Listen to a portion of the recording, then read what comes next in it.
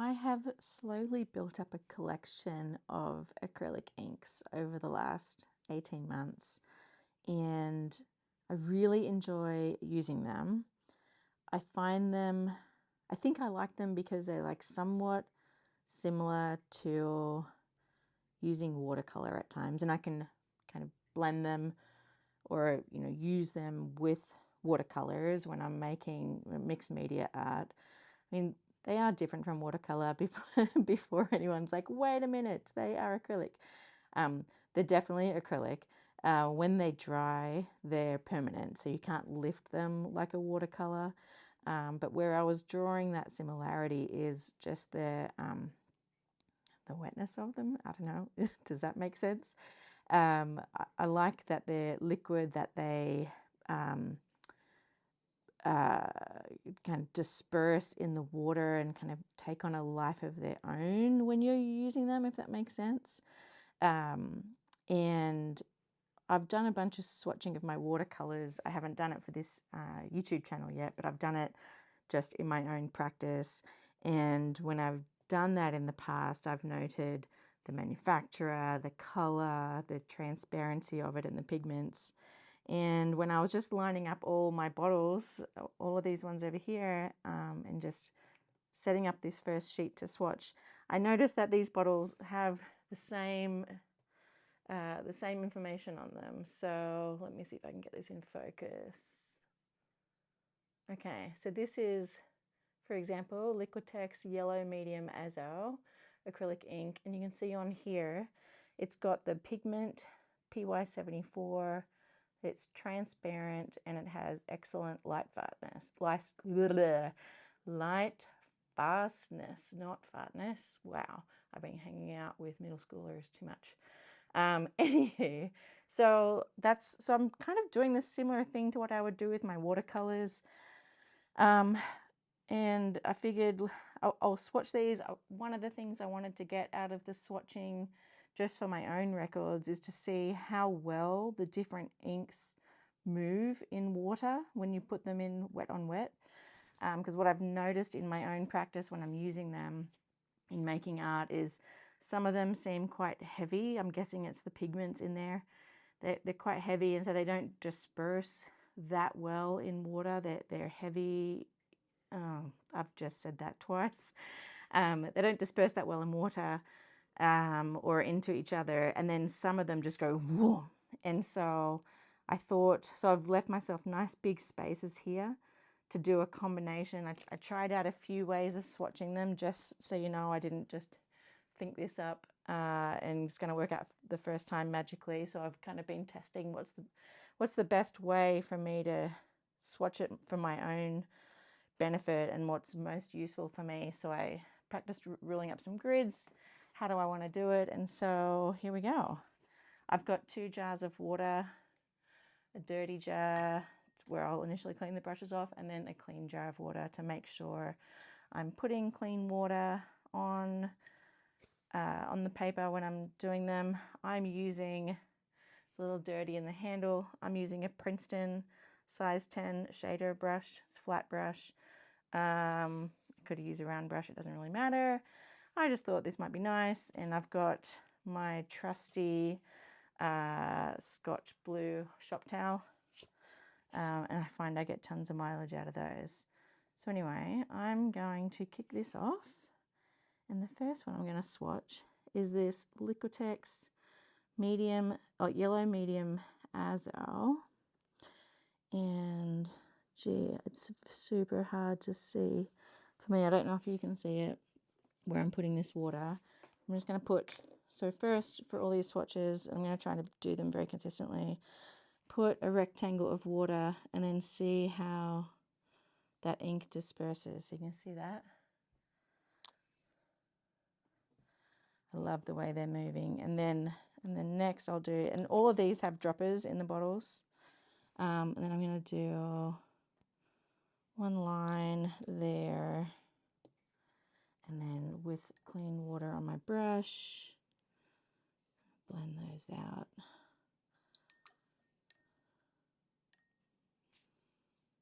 Wow, when That's a lot. I'm going to mop up some of that. When that starts mixing with the water, it just goes, huh? And of course I've got some cat hair or fluff in there. Thanks, cats. Oh, I'll pull that out when it dries. I'm going to mop up some more of that. Maybe I put a bit much on. Because I kind of wanted to see, my goodness. If anyone here lives with cats, any kind of animals that have fur or hair, you're probably feeling my pain right now. Okay. So I think I'll put on a little less next time. That's probably a little bit much ink, but yeah. Okay. I think I like this method. All right, so that's the first one.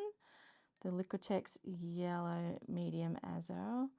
It's transparent according to their packaging, at least, and I probably should have put a black line. I didn't. And then that's a PY74 pigment. Okay, next I'm going to do, I'm just putting a bunch of water on here. I'm going to do the Amsterdam Primary Yellow. I'll give this a big shake. Even though these are all different brands, they still have that same transparency and pigment details or information on them. I'll see how this one. So yeah, that one's not dispersing in the water as much as the Liquitex one. That's why I'm doing these experiments, right? Okay, and get some clean water, and we'll spread this one out.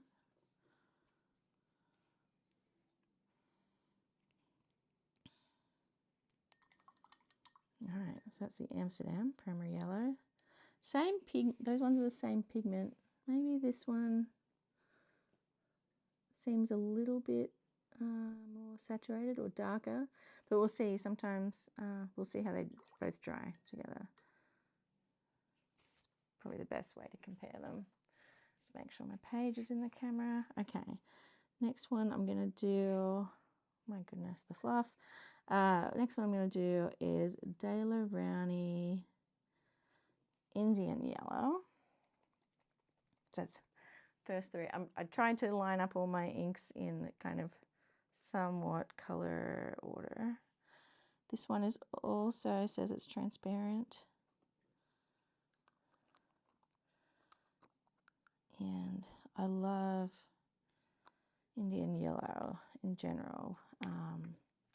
I've got it in a heavier body acrylic paint by Nova as well.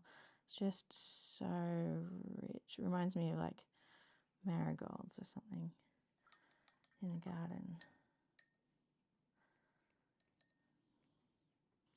Okay, what's next? Rowney Yellow Ochre. I'm just going to give it a shake before I put the water down. Okay. And this one is semi-transparent, I believe, is what that like half-shaded square is. All right. And that's it's got two pigments in this mix, PBK7 and PY1:1. Oh, look at that. See, I just love the way these move. I'm not sure if you can see these details. Hopefully it's coming okay in the camera. Like, this is super intense where I put the initial ink and just see how it moved out. They all behave a little bit different, and that's what I love about acrylic inks. I like media that is hard to control. It kind of has a life of its own, and it gives me that sense of wonder. These definitely scratch that itch. I do plan to do more watercolor on this channel because I've already got a little bit more experience, or just practice, I would say, in watercolor. But I got some new inks delivered because I was doing some super fun experiments with inks in the past week, and it made me want to go all in during the Black Friday sales. And so I thought, well, if I'm going to swatch them out anyway, I may as well film it and see if that's helpful for all of you. Okay, the next one is Rowney. Excuse me about my painty fingernails and hands. Rowney Flame Orange. And it is apparently transparent. Pigments PY83 and PR9. Okay, let's get some water. Okay. I haven't used, this is one of my new ones. I haven't used this one before. Whoa, that is vibrant. Oh my gosh, look at that. I put that in a deeper bit of the puddle. That just went for it, huh? See, how can you not be entranced by paint, in this case acrylic inks that act like this? Just beautiful the way they kind of move and take on a life of their own.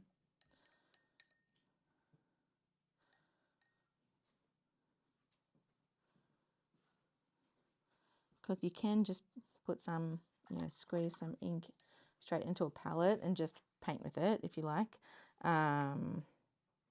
But I know I can do that, but I really wanted these swatches to be representative of how the pigments act when they do take on that life of their own in the water. Okay, and this one is, next one, Liquitex Naphthol Crimson. Transparent, PR 170. Ooh, wow. I don't even think I'm going to need a second drop there. Look at that move. These remind me of like guppy tails or those better fish in the pet store with the way they just move through the water like that.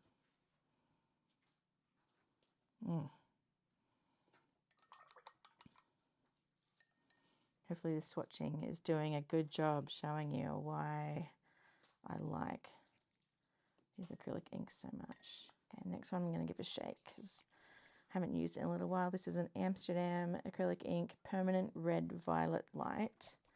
Transparent PR22 is a pigment. Make sure I can open it. Okay. This stopper is a little bit weird. It's gone a bit angled, but here we go.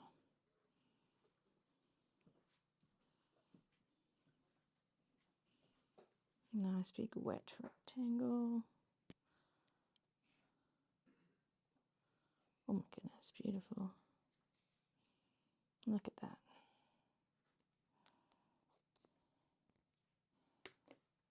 So with these inks, you'll see I am just applying them to the paper directly with the dropper. And that's actually one of the cool things I like about inks in these bottles is you can literally just draw with the dropper onto paper, and it's a nice way to just have a different kind of mark making in your art. And I can't wait to show you some more experiments with that as I film some more content here. All right, next one is Liquitex Quinacridone Magenta. This could be quite similar to that Amsterdam Permanent Red Light. I have bought these at different times and kind of just slowly built up a little bit of a collection, you know, if I see them on sale at different stores or what have you. And sometimes they've been in sets where, you know, it's pretty good value. Oh my goodness, look at that. See how they just push each other away like that? Just, it's like they dance in the water. I love it. Yeah, sometimes these are quite a bit cheaper in a set, is what I've noticed, than individually. I have been tending to find individual bottles for $6 to $7, say, and they last a long time. They look small. Each bottle is only 30 mils, which is, I think, is that 1 ounce? I've lived in the States a long time, but I grew up with metric and I'm still not great at translating sometimes. But I've not, I would say I have finished one bottle. I finished the white and I bought a larger, I think a 6 ounce bottle, and I refill this one. And I'm not going to swatch it because, you know, white on white.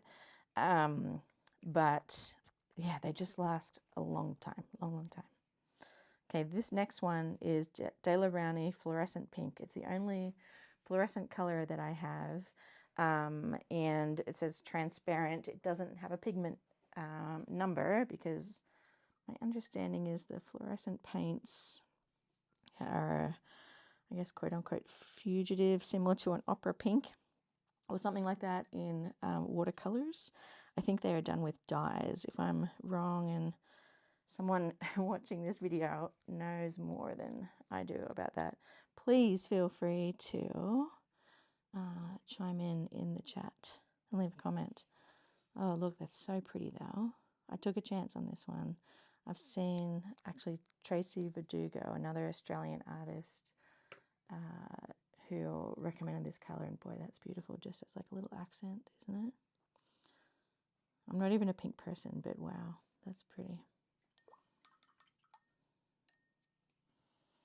Okay, now I'm getting into the purples. This is a new one that I'm looking forward to trying.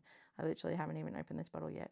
It's a Liquitex Muted Violet, transparent, and two pigments, a blend of PR 122, which is a red pigment, the R, and PBK 7, which I believe is a black pigment. All right, let's see how this looks. I might just make that a little bit bigger.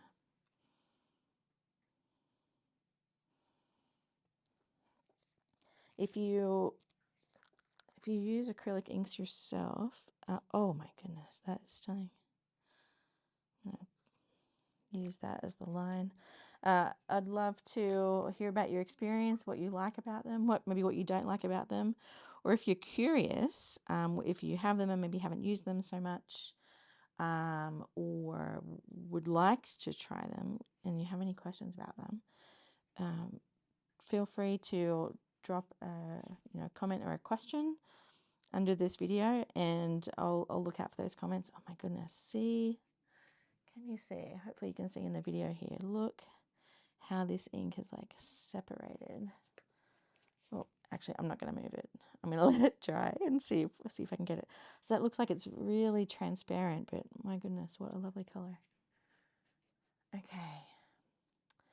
Next up, this one I haven't used it very much.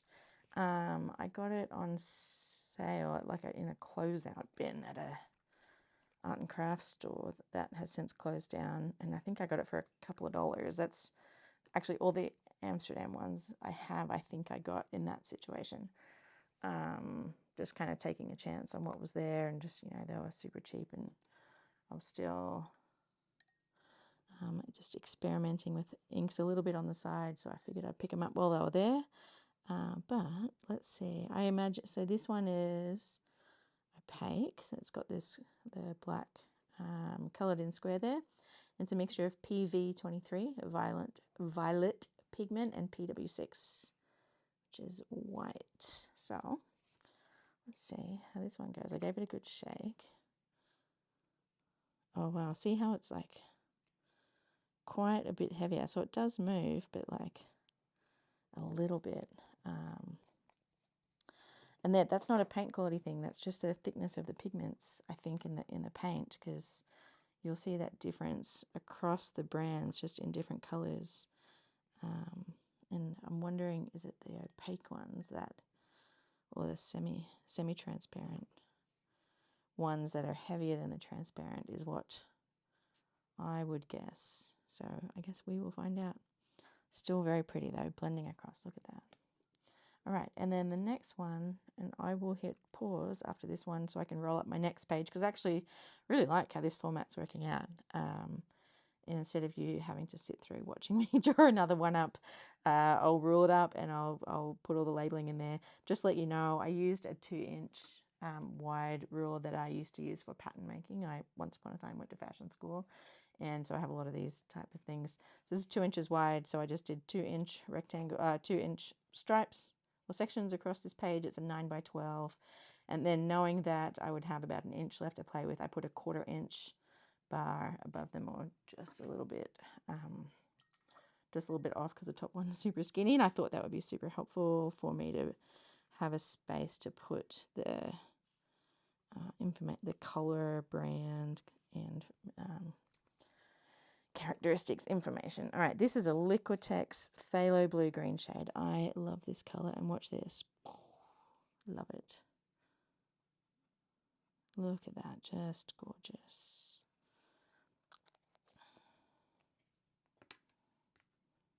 I've used this one a lot, and it's still, you know, like 2/3 full. You just get so much mileage out of them. I've done several. I haven't done very big pieces out of these, but I've done a fair amount of paintings, just practicing of around this size, 9x12, and just I feel like I just haven't even put a dent in some of these colors. So that's a Liquitex Phthalo Blue Green shade, transparent, and PB. My goodness, my hands. PB 15-3 is the pigment. All right, I'm going to take a break and roll up the next page. All right, now let's go into the next one is, I'm glad I labeled all these and set them out in order. Oh, wait, where is it? Process Cyan from Rowney. Shake burst, make sure I can open it. This is one of my new ones as well, so I haven't used this one before. Okay. All right, put some water down here.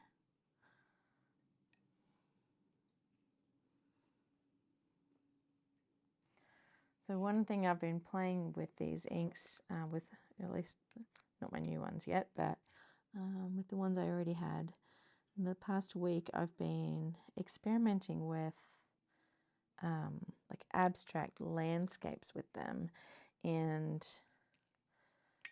these, one of the things I love about watercolor that you don't get with inks is I love having some watercolors that granulate. Just, I'm all about that texture.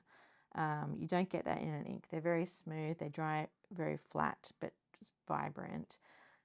That's quite nice, isn't it? You can, I don't know if you can see here on the video, but looking up close, I can see where this dot of pigment that I put here just pushes that water away. And that's something I see a lot in the inks, where you'll put some pigment on and it just goes whoosh, and the water just pushes away. It's kind of interesting to watch, and just you get different effects, which I like. But what I would like to do in one of my next videos is show you how I've been playing with these inks, with the abstract landscapes. I've done it on a combination. I've done it on both cold press and hot press paper, just to see how they interact with the different paper textures, and then using kind of different tools and layering to spread them out. I've been using like the color shaper. So looking, oh my goodness, look at that marine blue. This is a Rowney marine blue. This is another new one to me, and oh my goodness, I think I love it. I have just had so much fun playing with them, and why I mentioned loving watercolors that granulate, I actually have some granulation medium that I have been mixing or applying to the wet ink on the paper, and you'll see like I kind of ruined the bottle.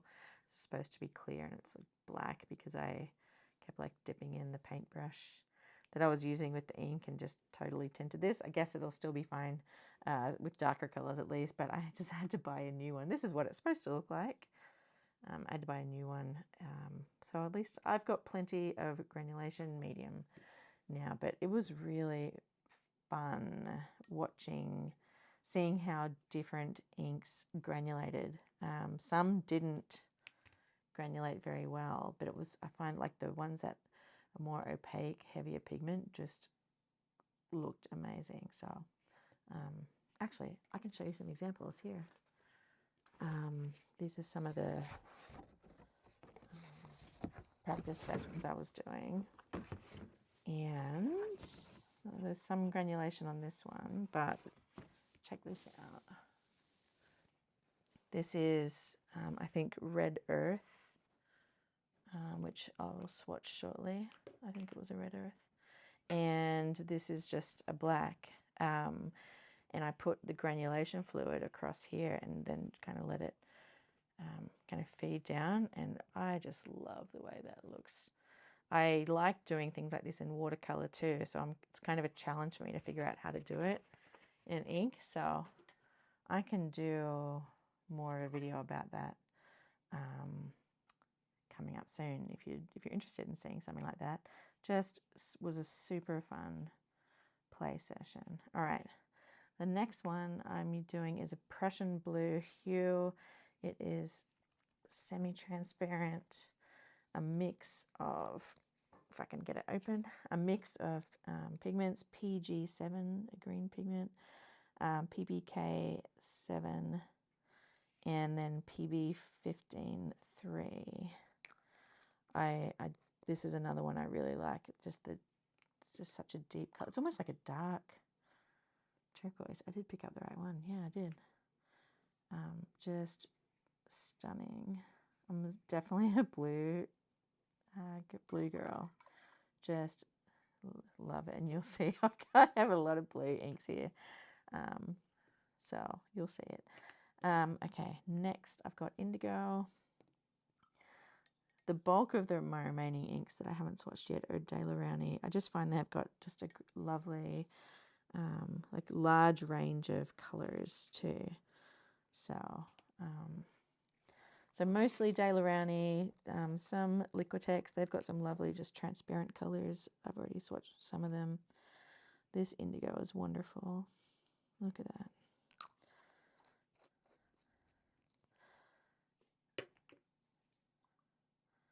Just beautiful.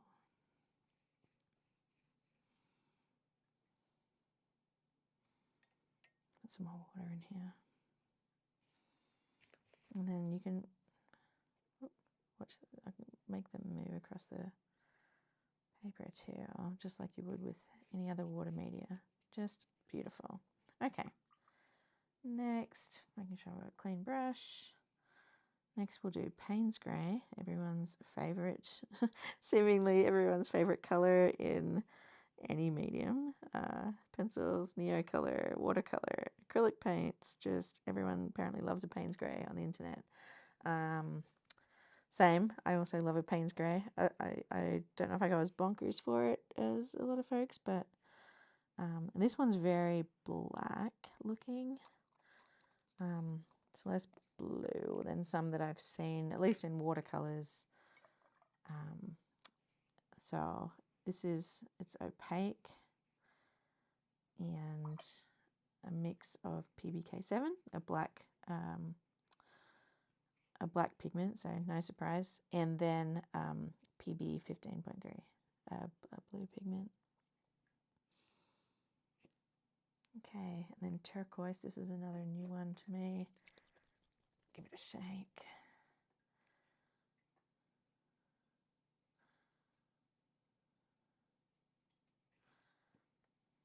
I'm really excited to try this one. I don't know if it'll top marine blue. That was beautiful, but let's see. Oh, wow. I'm second guessing myself if I'm translating the squares that indicate whether it's transparent or opaque. I'm second guessing myself as to whether I'm translating them correctly or if they're consistent across brands, because this turquoise definitely has white in it. The PW6 is a white pigment, and I would expect that any paint that has that white pigment is going to be more opaque, and you can see it's heavier because it's kind of sitting here in the corners here. It's it's bled into the water a bit, but it's still quite heavy and thick here, so it's more like pushed that water away, like some of the colors I was looking at on the previous sheet, compared to, say, this marine blue, which looks like it distributed much easier, as an example. So I'm second guessing these, but they're the same brand and they both had white squares on them. So maybe this is just a case of manufacturers define things how they want to, And the best thing to do is to just probably do your own test, which is also what I've learned in watercolor too. So I probably should have done, for completeness, I probably should have put a black line in these swatching areas just to test that opacity, but it's fine. Okay, now I'm into the greens. That's enough of the blues. This is a sap green. Actually, all these greens are new to me. I didn't have any green inks until I just opened some boxes from the Black Friday sales. It's quite nice, isn't it? This is semi-opaque, semi-transparent. I don't know. Is it the same thing? Mix of 4 different pigments: yellow pigments, black pigment, green pigment. That is beautiful. I can imagine getting into landscapes with that color. Just really lovely. Nice muted green. Right, next we've got olive green, another De La Rowney. This is actually going to be super interesting. I noted this when I was writing up this sheet. Compared to sap green, check this out, same transparency, and then exactly the same pigments, PY3, PBK7, PG36, and PY74. Now, I'm no stranger in watercolors to seeing paints with exactly the same pigment look very different, just based on how they're processed or treated, I'm guessing.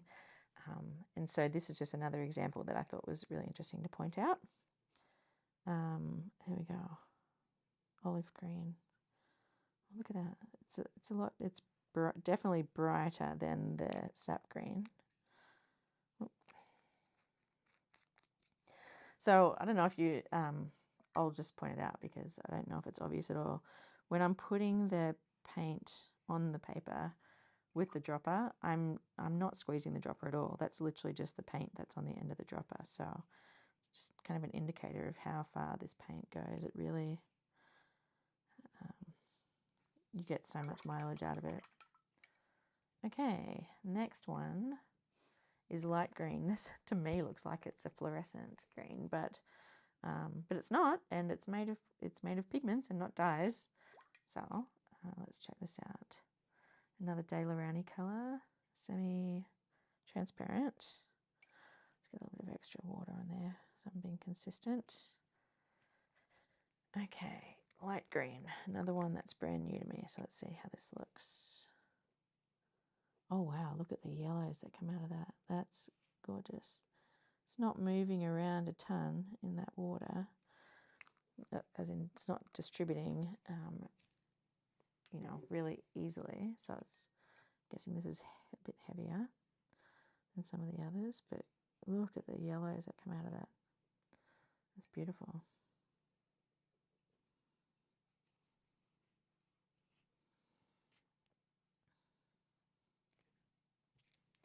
And I'll say, I know I'm pointing out how much they move in the water or don't move in the water. That's not an indicator, I don't have any preferences on that. It's just an interesting, dang it. It's just an interesting quality to note. There you go. There's an example of the difference between acrylic and watercolor. I got some little bits of the green, one of these dark greens on here, and normally with a watercolor I could lift those out, but not with an ink. It is there, so just embrace it. All right, so that's all the greens. Now this one I love. It's a heavier pigment. It's the one that I showed you an example of just earlier in some of those abstract landscapes that I was playing with earlier this week. I kind of wish I had filmed it, but it was also nice just doing them for me. It's thick. It is opaque. Look at this. I love this. It reminds me of like the Australian desert or Utah. You see some of these colors, in the Utah desert as well, here in the States. I'm just going to, and I've dropped my brush. This is just going great.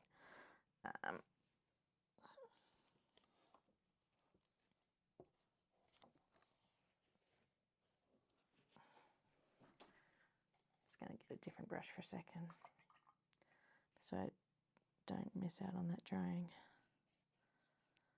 before I just pause and go pick that up.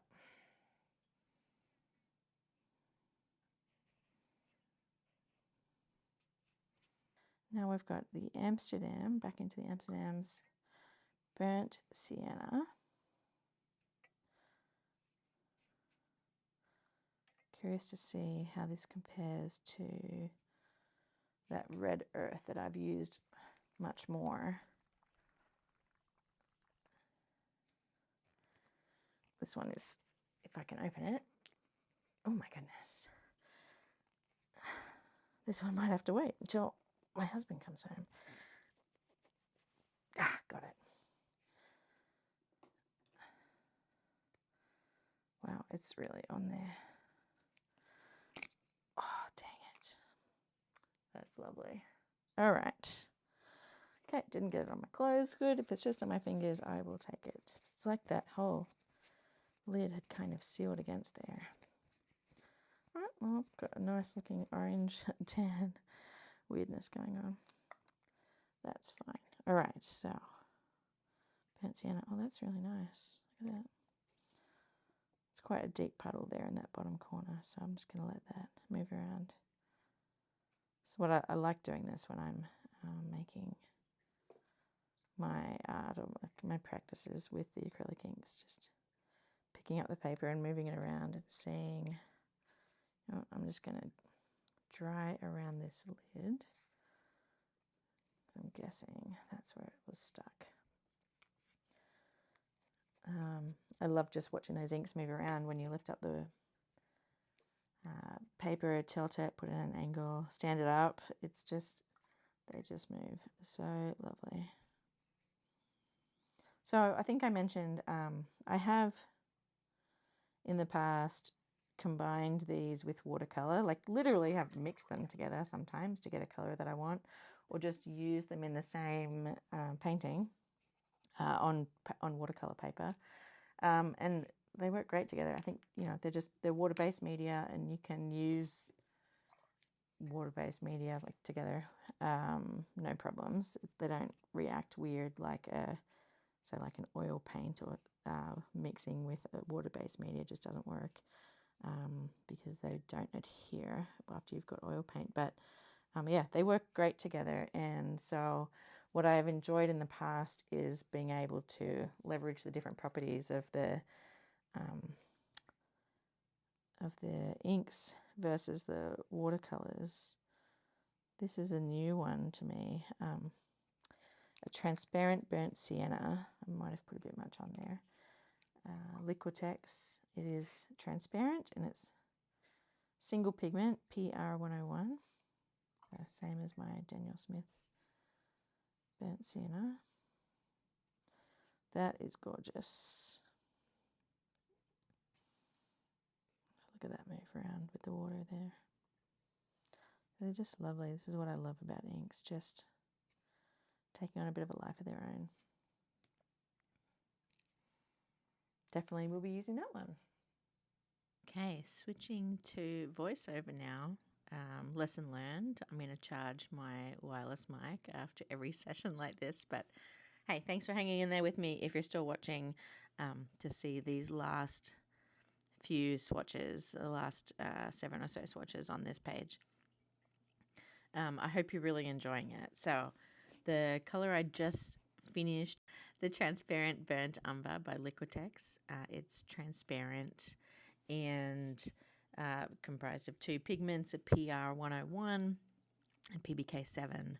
So next I'm just starting there in the top middle, the Liquitex Transparent Raw Umber, another transparent ink, and it's got 3 pigments, PY42, PR101, and PBK7. I'm such a fan of these transparent inks, and this is actually one of my favorites. I just bought a second bottle of this because I've used the other one so much. I mean, it's half full, but they were on sale for Black Friday, and I and this kind of gives me, I don't know, some kind of mental permission to use it more. But I love this color. I love that they're so kind of light and watery. Well, and being transparent, I guess you would probably expect that. I find it goes so well with some of the bolder blues like Prussian blue or the phthalo blue I've mixed it with. And then I've also made paintings using that transparent raw umber with, say, Daniel Smith ultramarine blue or cerulean blue, and they just pop next to that really muted but light transparent color. So this one that I've just put on the paper is another new one to me. Came in the 3-pack of the transparent colors that just arrived here. The Liquitex Transparent Raw Sienna. Single pigment PY42, and it's transparent. And I think that just looks lovely. And I'm looking forward to finding opportunities to really play with it. I'm glad I spent time making all these swatches of these acrylic inks, and I don't know why I hadn't. I have swatched so many of my other art supplies. I've swatched my watercolors a lot, not for YouTube, but in the past as I get new ones or on some watercolor courses that I've taken in the past. I've swatched my Neo colors, again, just on my own in my sketchbook. I've swatched my colored pencils, but why had I not done it for these inks? I don't know, but really glad I've taken the time. I've learned a lot while I've been doing it about, their opaque versus transparent characteristics, the fact that they're still defined just like, the rest of our acrylic paints, or at least professional grade acrylic paints and watercolor paints with the pigments on there. I've enjoyed this process and being able to just compare them all very directly instead of just, a few at a time when I'm using them, where I may not actually even be using them consistently. So this has been a great way for me to really just take a look at them all in similar conditions to see how they behave. That raw sienna just to the left, that one that's semi-transparent, you can see it's kind of similar to that transparent one in the top right, but it's just like a little bit milkier. Okay, so the one I'm just finishing off now is another new one to me, De La Rowney Antelope Brown, semi-transparent, a mixture of 3 pigments, PBK7, PR101, and PY83 by the looks of it. And it's got a little bit of a greenish, very subtle, but a little bit of a greenish tinge to it. At least that's what I had seen when I had seen some other artists online using it. So I'm really looking forward to playing with this one a bit more. It came highly recommended as actually again by Tracy Verdugo, who has a few classes in abstract. In acrylic inks, and it's one of her favorite colors. So I thought I'd snatch it up. I bought a few of her classes that are now online and waiting for me in her hub during the recent Black Friday sale. Sepia that I just swatched, also new to me, and I'll show you some pictures, some stills at the end of this video in terms of what all the dried swatches ended up looking like, because that's part of the fun with inks, is seeing how they turn out once they're dry. The sepia was a lovely surprise to me, and I'm looking at it now while I'm recording this voiceover. But I'll show you up close, hopefully I get a chance to do that at the end. It's separated when it dried into lovely mixes of like reddish browns and grays, and was just beautiful. So I feel like just from the swatches, that one is going to be near the top of my list. Okay, and I just finished that last swatch there, the Liquitex Carbon Black Single Pigment PBK7. And that one's been used a lot too. I'm down to about half a bottle left, but again, have used it a lot. And it's really fun once it's dried. Okay, so here are the final swatches all dried, and you can see the lovely effects in them. You can see that you can see the movement in the water. You can see there's some cauliflowering. I just love these, and I hope you go have some fun too.